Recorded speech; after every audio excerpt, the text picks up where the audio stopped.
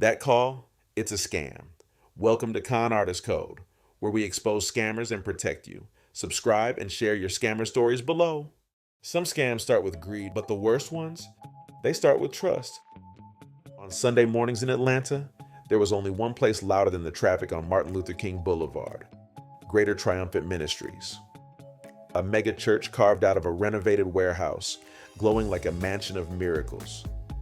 And at the center of it all stood Bishop Marcus Trent, cream suit, gold cufflinks, and a smile sharp enough to cut glass. Every week, nearly 2,000 people packed that sanctuary, hanging on every word that dripped from his lips. Cameras panned, lights swept, choirs soared. It felt less like church and more like a sold-out show. But this story, this ain't really about him. It's about a woman sitting 3 rows back, Sister Claudette Morrison. Sister Claudette Morrison was 53, a senior night shift nurse at Grady Memorial Hospital, who'd spent decades caring for people everyone else forgot. Her back was tired, her feet were worse, but her faith, stronger than ever. She tithed 10% every Sunday, volunteered at the food bank, and never missed Bible study. And despite all that exhaustion, she held on to a dream. A duplex, one side for her, one side to rent out. A little slice of generational wealth for her daughter and grandbabies. After 30 years of nursing, she'd saved $47,000. Every penny sitting untouched in a high-yield savings account, waiting for the right opportunity. Bishop Trent pulled out testimonies. And not just any testimonies. These were people Claudette knew, people she trusted. Brother Jenkins stood up, deacon of the church for 15 years, and testified that he'd already invested $20,000 and seen $5,000 in returns after just 6 months. Sister Paulette, who sang in the choir, said she was about to buy her first house with the profits from her investment. Even First Lady Trent, the bishop's wife, stood up in her designer dress and declared, "We put our own money in this. Our family is invested because we believe in this vision." Now here's something you need to understand about scams. The best ones don't feel like scams. They feel like opportunities. And they always use social proof. That's when they show you other people who already won to make you feel like you're missing out. In the finance world, we call that FOMO, fear of missing out. And it's one of the most dangerous emotions when it comes to your money. Real investors do their homework. They ask for documentation. They verify claims. They don't make decisions based on emotions or testimonies. They make decisions based on facts. But in that moment, with the music playing, people crying tears of joy, and Bishop Trent smiling like he just handed out winning lottery tickets, facts felt like faithlessness. After service, Bishop Trent did what he always did. He worked the crowd, shaking hands, hugging the elderly sisters, taking pictures with the young folks. But today, he had his assistant, Brother Calvin, setting up meetings in his office. Claudette found herself in line without even really deciding to be there. The spirit was moving, people were excited, and that dream of owning property felt closer than it ever had. When she finally sat down in Bishop Trent's office, leather chairs, mahogany desk, bookshelf full of theology books he probably never read, he gave her that smile. "Sister Claudette," he said warmly, "you've been faithful to this house for how long now?" 12 years, Bishop. 12 years. He leaned back in his chair. God sees that faithfulness. He sees them long nights you work at the hospital, taking care of his people. And now it's time for God to take care of you. He slid a glossy brochure across the desk. Triumphant Living Communities. Professional photos, financial projections, architectural renderings that looked like something out of a magazine. "How much you thinking about investing?" he asked, his voice gentle, pastoral. Claudette hesitated. I was thinking maybe 10,000 to start. Bishop Trent nodded slowly, but then he leaned forward, his expression turning serious. Can I be real with you, Sister Claudette? Can I speak to you not just as your pastor, but as someone who wants to see you win? Of course, Bishop. 10,000 is good. It'll get you in the door. But the real returns, the life-changing returns, those come from the people who go all in. The people who trust God enough to step out on faith. He pulled out a calculator and started showing her numbers. If she invested 40,000, her entire savings, in 18 months, she'd have over 55,000. That's enough for a down payment on a duplex and money left over for renovations. But Bishop, Claudette said, her voice small, that's everything I got saved. He reached across the desk and took her hand. Sister, do you trust God? Yes, Bishop. Do you believe God wants you to prosper? Yes, Bishop. Then this is your test. This is your Red Sea moment. You can play it safe and stay in the wilderness, or you can step into your promised land. Now listen, this right here is high-pressure sales tactics disguised as spiritual guidance. And it's dangerous. Any legitimate investment, and I mean any, will still be there tomorrow, next week, next month. If somebody rushing you to sign papers, that's a red flag bigger than a football field. Real investors take their time. They sleep on it. They consult with financial advisors who ain't got no stake in the deal. They read every line of the contract. But Claudette, she signed them papers right there in that office. Investment agreement, promissory note, documents that looked official with legal language she didn't fully understand. Bishop Trent even had a notary stamp. Brother Calvin doubled as a notary public. Everything looked legitimate. She wrote a check for $47,000. Every penny she had. Bishop Trent stood up, came around that desk, and hugged her. Sister Claudette, you just changed your family's future. God is going to bless you beyond measure. She walked out of that office feeling like she was floating, like she just made the smartest decision of her life. She called her daughter, Tamika, soon as she got to her car.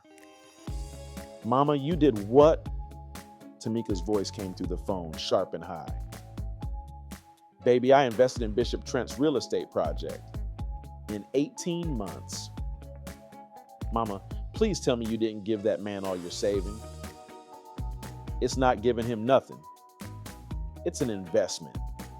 And besides, Tamika, Bishop Trent is a man of God. He wouldn't. Mama, I love you, but you got to be smarter than this. Did you see any actual deeds? Any property addresses? Claudette felt her excitement deflating like a balloon with a slow leak. Well, no, but I'm coming over tonight. We need to talk about this. For real. But Claudette pushed them doubts away. Her daughter didn't understand. Tamika didn't have the faith that she had. Over the next few weeks, Claudette watched as more and more members of Greater Triumphant signed up for the investment opportunity. Bishop Trent posted pictures on the church's Facebook page. Groundbreaking ceremonies, hard hats, blueprints spread across conference tables. Everything looked legitimate. Every Wednesday night, Bible study, he'd give updates. Construction is ahead of schedule. We just secured another property in East Point. Y'all who got in early, y'all gonna be blessed beyond measure. He even started a private Facebook group for investors, Triumphant Living Communities Family, where people posted excited messages and prayer requests about what they do with their returns. Sister Paulette posted, God is so good, you're already looking at houses in Cascade. Brother Jenkins shared a scripture. Cast your bread upon the waters, for you will find it after many days. Claudette found herself checking that Facebook group multiple times a day during her breaks at the hospital. The excitement was contagious. Other nurses would ask her about it, and she'd proudly explain how her church was creating generational wealth for the community. But then, 3 months in, something shifted. It was subtle at first. Bishop Trent started missing Wednesday night Bible studies. When he did show up, he seemed distracted, just rushed. He'd preach on Sunday, but them detailed updates about the construction, they started getting vaguer. Everything's moving along, he'd say with that smile, but he wouldn't show no more pictures. In the Facebook group, people started asking questions. Hey Bishop, when can we visit the construction sites? Any updated photos of the progress? My 18 months is coming up soon. What's the process for getting our returns? Them questions would sit there, unanswered, for days. Now here's another finance lesson. Transparency is everything in legitimate investments. Real companies provide regular updates, quarterly reports, financial statements, access to project managers. When communication starts breaking down, when your questions go unanswered, that's when you need to start asking harder questions. And maybe even call a lawyer. That's when Sister Gloria made a post that changed everything. Sister Gloria was 72 years old, been at Greater Triumphant since Bishop Trent first opened the church. She'd invested her late husband's life insurance money, $35,000. Her post was simple. I drove to the address on Cascade Road that Bishop gave us for property development site A. Ain't nothing there but an empty lot with a for sale sign. No construction, no nothing. Can somebody explain this to me? The Facebook group went crazy. People started DMing each other. Phone calls, text messages. Within hours, a group of about 15 investors met up at a Starbucks on Old National Highway. Claudette was there. So was her daughter, Tamika, who'd insisted on coming. They compared notes, addresses, promises. Everyone had different property locations on their paperwork. But when folks went to look, nothing. Empty lots. Buildings that were already occupied. One address was literally a Popeye's chicken restaurant. Brother Marcus, different Marcus, not the bishop, was an accountant. He brought his laptop and started going through the investment documents. Look at this, he said, his voice tight with anger. These ain't registered with the SEC. There's no LLC paperwork I can find. The bank account listed for the deposits, it ain't even a business account. It's a personal checking account in Marcus Trent's name. Sister Paulette started crying, but I posted about the returns I got. I told everybody. Did you actually get money? Brother Marcus asked. Well, Bishop said he was reinvesting my returns to maximize my profits.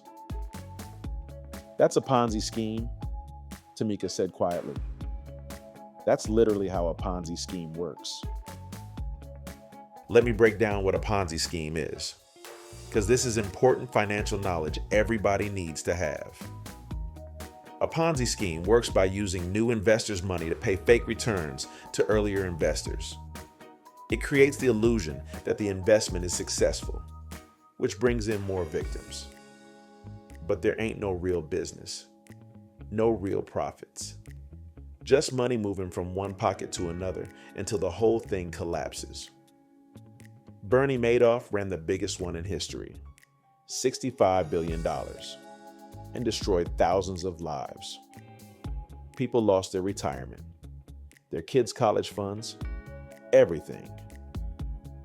And the signs are always the same.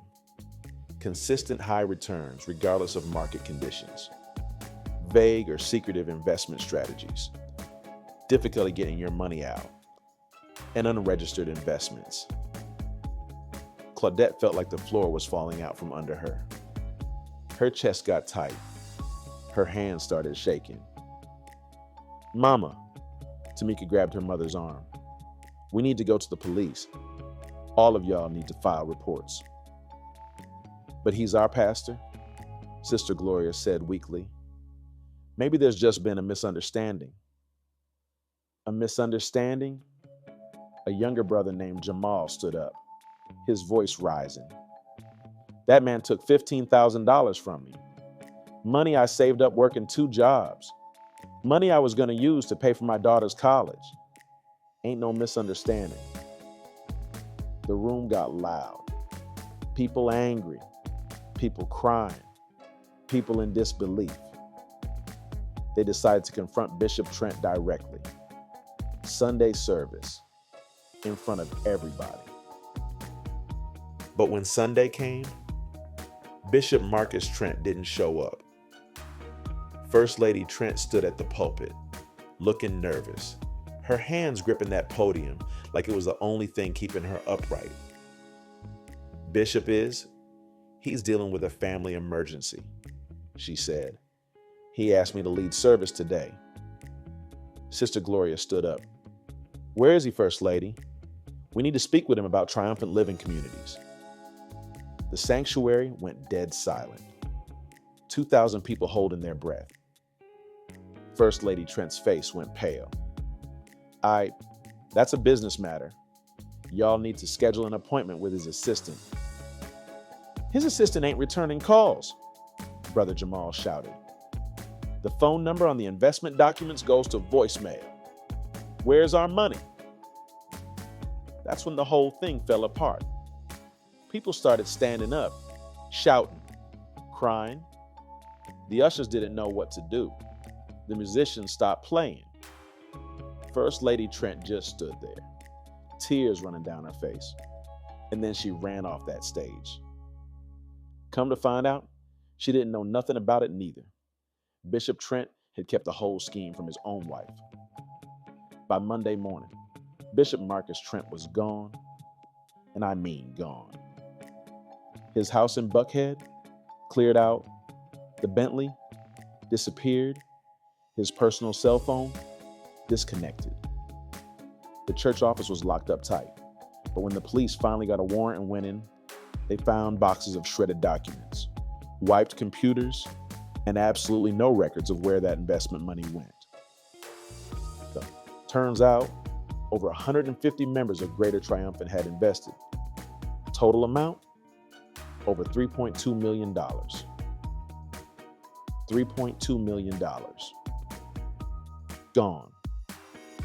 Claudette sat in her daughter's living room, staring at the news playing on the TV. Channel 2 Action. News had Bishop Trent's picture up there with the headline. Mega church pastor wanted for fraud. "Mama," Tamika said softly, sitting down next to her. "We're gonna get through this."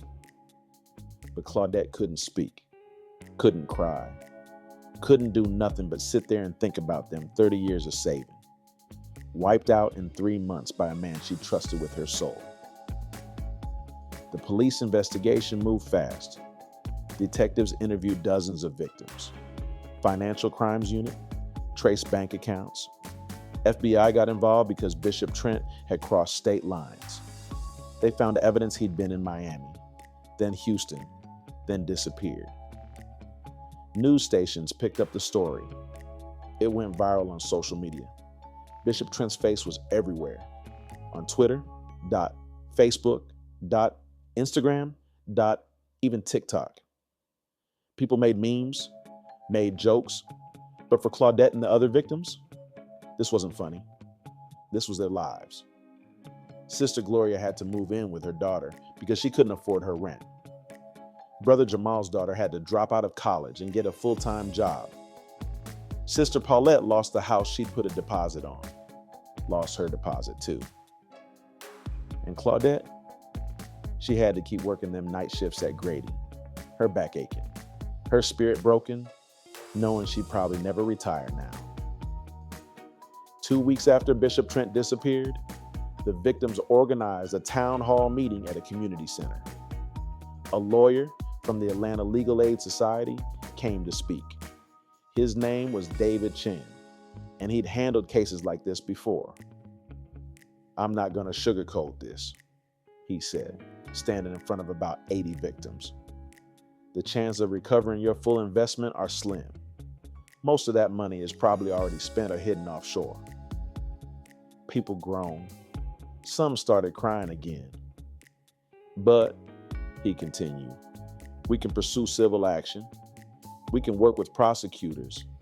And if we find him, we can try to seize any assets he has left." Brother Marcus, the accountant, raised his hand. "What about the people who got paid out? Like Sister Paulette, who said she got returns. Can we get that money back?" David nodded. In Ponzi scheme cases, there's something called clawback provisions. If someone received fraudulent returns, those funds can potentially be recovered and redistributed to other victims. It's not pretty, but it's part of the process. Sister Paulette put her face in her hands. She'd spent that $5,000 already. Deposits, furniture, celebrating with her family. Now she might owe it back. Here's your financial wisdom for this part. If you ever find yourself a victim of financial fraud, act immediately. File a police report. Contact the FBI if it crosses state lines. Report it to the Federal Trade Commission. Contact your state's securities regulator. And get a lawyer who specializes in fraud cases. Time matters. The faster you act, the better chance you'll have of recovering something. 3 months went by, then 6. Bishop Marcus Trent became a ghost. The FBI put him on their wanted list. Crime Stoppers offered a reward, but nobody could find him. Greater Triumphant Ministries closed its doors. The building sat empty, a for lease sign in the parking lot, where families used to gather every Sunday. The congregation scattered. Some went to other churches. Some stopped going to church altogether. Trust had been broken, not just in Bishop Trent, but in faith itself for some people. Claudette kept working, kept saving, started over from zero at 53 years old. Tamika helped her mama open a new savings account at a different bank. This time, they did it together. This time, Claudette asked questions. "Mama," Tamika said one evening over dinner, "I've been thinking, maybe we should take a financial literacy class together. Learn about real investments, index funds, retirement accounts, real estate done the right way." Claudette nodded slowly. Yeah, I think I need that." Here's the thing about financial education. It's your best defense against scams. When you understand how real investments work, you can spot the fake ones. When you know what questions to ask, you can protect yourself. Free financial education is everywhere now. Community colleges offer classes. Libraries host workshops. Nonprofits provide free counseling. YouTube has thousands of legitimate financial educators. You don't need to be rich to learn how money works. You just need to be willing. Then, 8 months after he disappeared, Bishop Marcus Trent made a mistake. He posted a picture on Instagram. It was supposed to be from a burner account. Fake name, private profile. But Bishop Trent couldn't help himself. He posted a selfie from a beach in Cancun, wearing designer sunglasses, drinking something expensive. And in the background of that photo, a resort sign. One of the victims, a young woman named Keisha who was tech savvy, had been tracking social media accounts connected to people Bishop Trent knew. She found the photo. She enhanced it. She identified the resort. She called the FBI. Within 48 hours, Mexican authorities and U.S. Marshals raided that resort. They found Bishop Marcus Trent in a suite that cost $2,000 a night, living like he didn't have a care in the world. He was extradited back to Atlanta, charged with wire fraud, mail fraud, money laundering, and racketeering. The trial was quick. The evidence was overwhelming. Bishop Trent took the stand in his own defense, wore a suit, tried to cry, talked about how he'd made mistakes, but his intentions were good. Nobody bought it. The jury deliberated for less than 3 hours. Guilty on all counts. 2 years later, Claudette was sitting in a classroom at Atlanta Technical College. Financial Literacy 101. She wasn't alone. Tamika sat next to her, so did 3 of her grandbabies who were old enough to understand. The instructor was teaching them about compound interest, diversification, and how to read a prospectus. Real knowledge, real tools. Claudette had started saving again. Slower this time, smarter this time. She opened a Roth IRA, put money in low-cost index funds, kept 6 months of expenses in an emergency fund, and she never, ever invested in anything she didn't fully understand. She also started volunteering with a community organization that taught financial literacy to church groups, sharing her story, warning others. Because here's the final truth. Financial predators target faith communities because trust is already built in. They use your belief system against you. They make you feel like questioning them is questioning God. They isolate you from people who might see through the scheme. But faith and wisdom ain't opposites. The Bible itself says in Proverbs, "The simple believe anything, but the prudent give thought to their steps." So here's your final financial wisdom. The lessons Claudette learned the hard way. 1, if it sounds too good to be true, it probably is. Do your research. Always. 2, never invest money you can't afford to lose, especially your entire life savings. Diversify. Spread your risk. 3, take your time with financial decisions. Pressure is a red flag. Real opportunities don't disappear overnight. 4, verify everything. Check with the SEC. Look for business licenses. Search online for complaints. Ask for references and actually call them. 5, get a second opinion from someone who has no financial stake in your decision. A real financial advisor, a lawyer, someone who's got your best interest at heart. And finally, trust is earned, not given. Even in church, especially in church, because your faith should make you hopeful, not gullible. Claudette never got that duplex she dreamed about. But 3 years after the trial, she did buy a small condo, saved up the down payment herself, got a mortgage she could actually afford. She retired at 62, later than she'd hoped, but she made it. And when her granddaughter turned 18, Claudette sat her down and told her the whole story, every painful detail. "Baby," she said, "I'm telling you this not to make you scared of investing. I'm telling you this to make you smart about it. Money is a tool, and you got to learn how to use it right." That granddaughter, she went on to become a certified financial planner, works in underserved communities, helps people like her grandmother build wealth the right way. So yeah, Bishop Marcus Trent stole millions. He destroyed lives. He broke trust, but he didn't win. Because the people he hurt, they learned, they grew, they educated themselves, and they made sure the next generation wouldn't fall for the same tricks. That's the real victory. As for Bishop Trent, he's serving his time in a federal facility in Texas. No designer suits, no Bentley, no pulpit.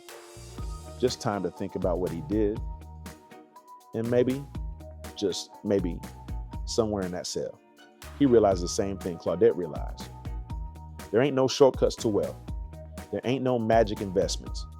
There's just hard work, smart decisions, patience, and time. That's the shepherd's game. And now you know how to spot it. Stay smart out there. Stay vigilant. And protect your money like you protect your family. Because it is your family